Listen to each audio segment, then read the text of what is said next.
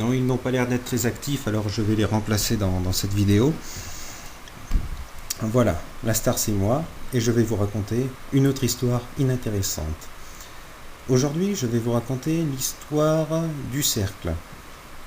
Un cercle circulaire, traditionnel, avec 4 angles droits.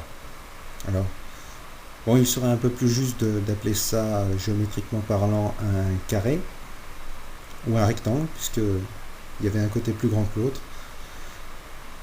Et maintenant que j'y pense, ce rectangle évoluait dans un espace à 3 dimensions. Alors, il était un peu ce qu'est le cube au carré. Un pavé, voilà, c'était un pavé. Un pavé qui évoluait dans un espace à 3 dimensions.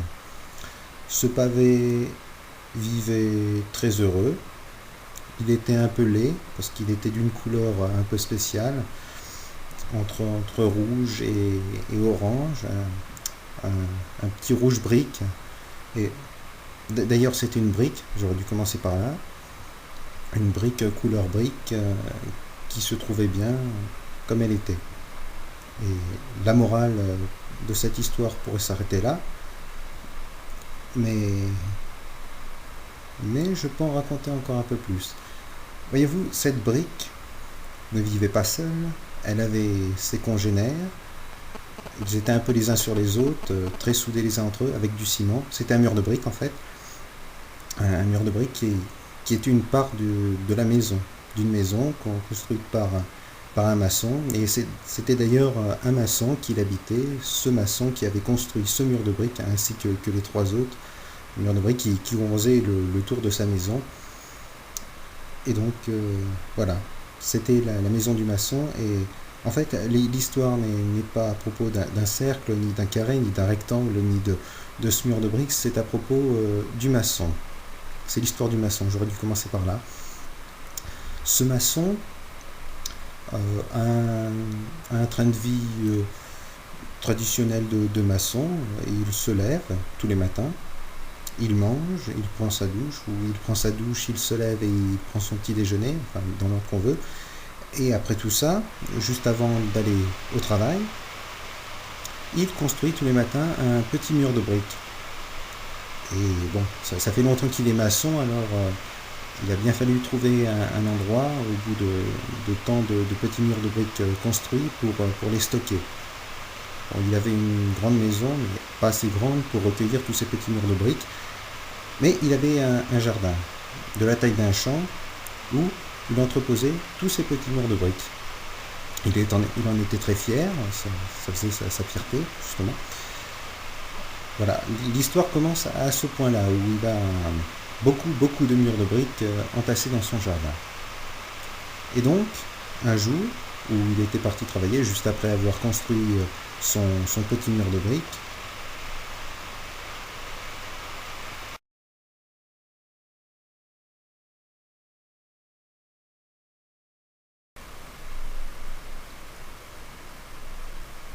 oh, c'est pas vrai. J'en étais donc au point où notre maçon s'apprête à partir pour une journée de travail. Ce qu'il fait, il va travailler comme d'habitude. Et il revient le soir.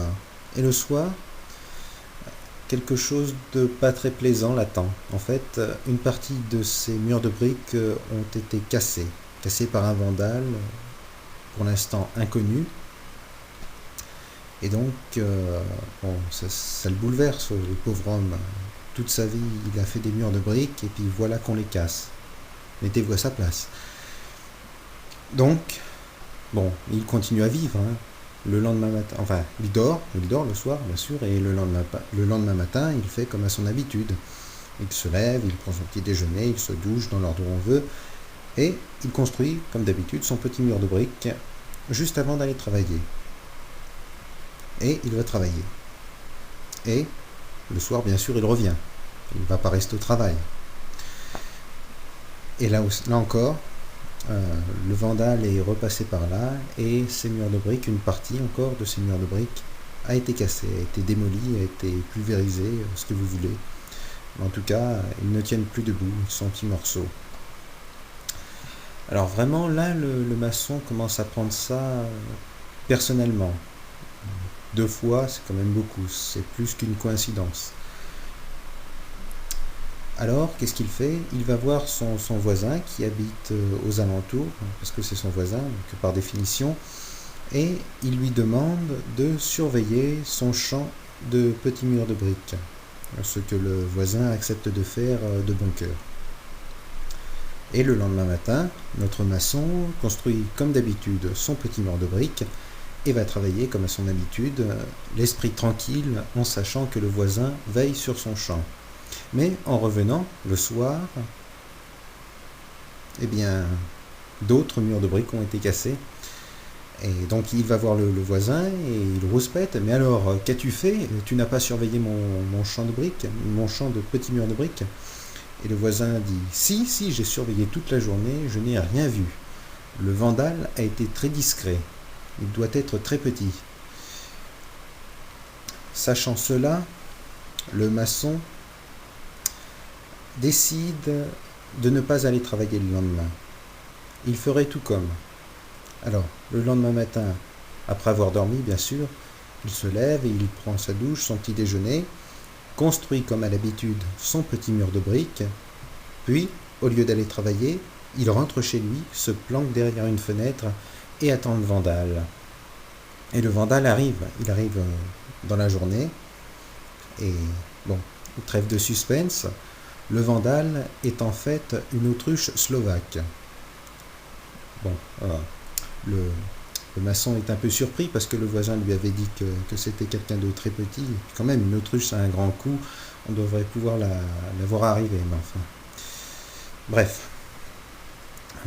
Bref, le maçon observe cette autruche slovaque qui s'entraîne aux arts martiaux en cassant des murs de briques avec son bec. Donc il sort et il ne va pas laisser le massacre se perpétrer encore une fois. Et il la prend au cou. Il prend l'autruche au cou et puis il lui dit mais alors, bon, c'est pas une autruche, je ne sais pas quel animal c'est, mais les autruches en peluche, ça n'existe pas, les enfants, hein, faut le savoir. Donc il la prend au cou, le maçon, et puis il lui dit mais alors, c'est toi qui as fait ça? Et l'autruche, bien sûr, elle peut pas nier les faits. Alors, elle répond en slovaque, mais bon, passons. Elle dit oui, c'est moi qui ai fait ça. Alors le maçon, il lui fait mais c'est pas bien, ce sont mes murs de briques, je les ai faits avec tout mon cœur, pourquoi les casses-tu? Bon, là l'autruche comprend que ce qu'elle a fait est très mal, elle s'en excuse en slovaque, et honteuse qu'elle est, elle baisse la tête et dit au maçon jolie chaussure. Voilà, c'est la fin de l'histoire. Belle morale, n'est-ce pas?